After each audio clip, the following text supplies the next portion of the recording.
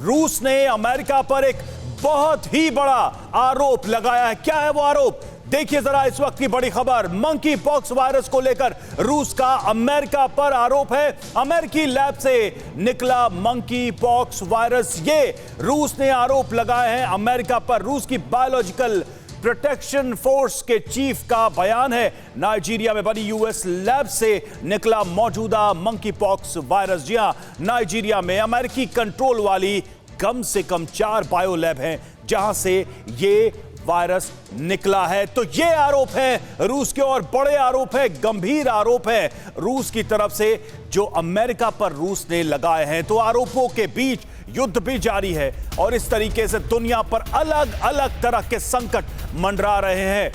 Corona से पहले ही पूरी दुनिया त्रस्त थी, अब मंकी वायरस की बात हो रही है। अमेरिकी लैब से मंकी वायरस निकला है। यह आरोप किसका है? यह आरोप है रूस का अमेरिका पर। तो रूस की तरफ से यह आरोप लगाए गए हैं नाइजीरिया में बनी यूएस लैब से मौजूदा मंकी पॉक्स वायरस निकला है। नाइजीरिया में यूएस कंट्रोल वाली कम से कम 4 बायो लैब हैं और उसी में से एक से इस वायरस के लीक होने का आरोप रूस अमेरिका पर लगा रहा है। यह आरोप कितने सही हैं या गलत हैं, लेकिन मंकी पॉक्स एक और चुनौती के रूप में दुनिया के सामने आ चुका है। यह आरोप लगाने वाले शख्स का नाम है इगोर किरिलोव, जो रूस के chemical and biological protection force के चीफ हैं। उन्होंने जो बयान दिया है, उनका जो ये बयान है, उसके समर्थन में उन्होंने WHO की रिपोर्ट का हवाला भी दिया है, जिसके मुताबिक मंकी पॉक्स वायरस का वेस्ट अफ्रीकन स्ट्रेन नाइजीरिया से निकला और उसी नाइजीरिया में अमेरिका की कम से कम 4 बायोलॉजिकल लैब मौजूद है। यह आरोप लगा, इसलिए उन्होंने अमेरिका को कटघरे में खड़ा करते हुए कहा कि मंकी पॉक्स वायरस नाइजीरिया में मौजूद यूएस की लैब से निकला हुआ खतरनाक वायरस है। यह दावा है रूस का।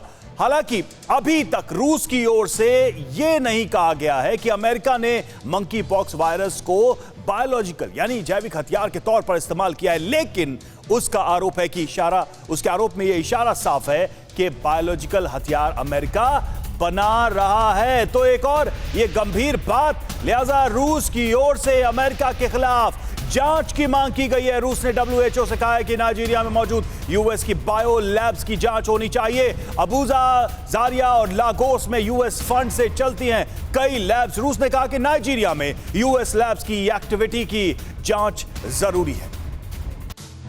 तो उन लैब्स के नाम भी बताए गए हैं रूस के इस अधिकारी की तरफ से। और मंकी पॉक्स वायरस का प्रकोप तेजी से दुनिया में बढ़ता जा रहा है। चंद दिनों में इस वायरस ने अमेरिका, ब्रिटेन समेत दुनिया के 21 देशों को अपनी चपेट में ले लिया है। जरा इसको हम जल्दी से समझते हैं, कहां किस तरीके से इस वायरस का प्रभाव है। ब्रिटेन में 106 मामले, स्पेन में 98, पुर्तगाल में 74, कनाडा में 26, जर्मनी में 21, अलग अलग देशों में अलग अलग नंबर। लेकिन चूंकि यह वायरस है, यह फैलता है, इसलिए यह नंबर तेजी से बढ़ सकते हैं, इस बात का डर है।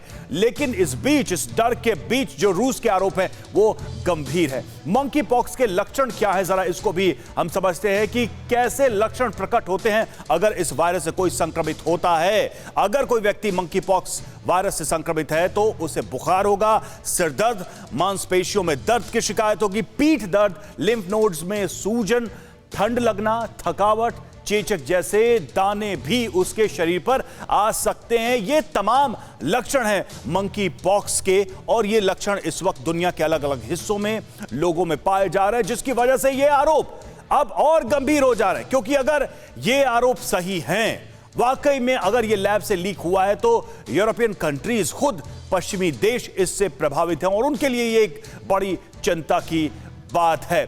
लेकिन इस मंकी पॉक्स का इलाज क्या है? क्या इस बीमारी का ट्रीटमेंट हो सकता है? जरा इसको भी हम समझाने की कोशिश करते हैं कि जब ये मंकी पॉक्स किसी को होता है तो क्या इसके इलाज को लेकर क्या क्या अब तक बातें कही गई। 1958 में इसकी पहचान बंदरों में की गई थी, सबसे पहले मंकीज में की गई थी, और इसलिए इसका नामकरण, इसका नॉमेनक्लेचर भी आप देखिए। इंसानों में संक्रमण का पहला केस 1970 में मिला था। 1970 में पहला केस सामने आया था दुनिया के सामने। 1970 में रिपब्लिक ऑफ कांगो में पहला केस मिला था और तब से ये बीमारी, ये वायरस वर्तमान है। मंकी पॉक्स एक ऑर्थोपॉक्स वायरस है, चेचक यानी चिकन पॉक्स की तरह ही है। चिकन पॉक्स जिसका पहले ही दुनिया प्रकोप देख चुकी है, इसके लक्षण भी चेचक की तरह ही होते हैं, जिसमें हम बात कर रहे थे कि शरीर में दाने तक आते हैं, बिल्कुल चेचक से सिमिलैरिटी। सबसे पहले संक्रमित को बुखार आता है, यानी कि फीवर आएगा। अगर कोई भी व्यक्ति मंकी पॉक्स वायरस की चपेट में आता है, बुखार आमतौर पर 1 से 3 दिनों तक रहता है। ये जो मियाद है बुखार की, वो 1 से 3 दिनों तक है। बड़े बड़े फोड़े, फफोले, ये सब चेहरों पर या बॉडीज पे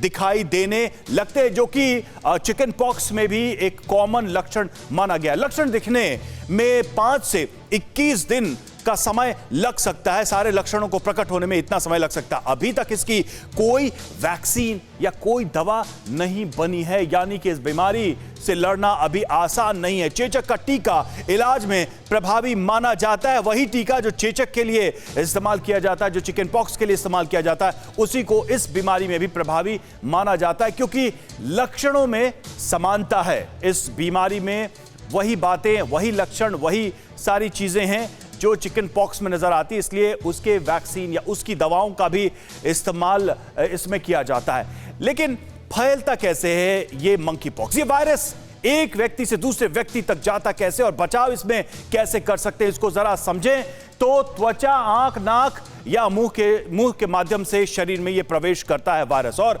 संक्रमित जानवर के काटने या उसे छूने से यह बीमारी हो सकती है। संक्रमित जानवर का मांस खाने से भी व्यक्ति संक्रमित हो सकता है। यह वायरस उसकी बॉडी में आ सकता है, या फिर संक्रमित व्यक्ति के कांटेक्ट में आने से भी यह वायरस फैलता है। कोविड से कम संक्रामक है, यह एक थोड़ी राहत की बात है। कोविड से यह संक्रामक कम है, इसलिए बहुत घबराने की जरूरत नहीं है। संक्रमित व्यक्ति से उचित दूरी बनाए रखने से इस बीमारी के संक्रमण से बचा जा सकता है। चेचक की वैक्सीन मंकी पॉक्स को रोकने में काफी कारगर साबित होती है, तो इसका भी इस्तेमाल किया जाता है। यानी कि दवाई पहले से ही उपलब्ध है, जो पहले चिकन पॉक्स में इस्तेमाल की जाती थी, उसका इस्तेमाल इसमें भी हो सकता है। अड़ी सोमवार से शुक्रवार शाम 6 बजे सिर्फ TV9 भारतवर्ष पर।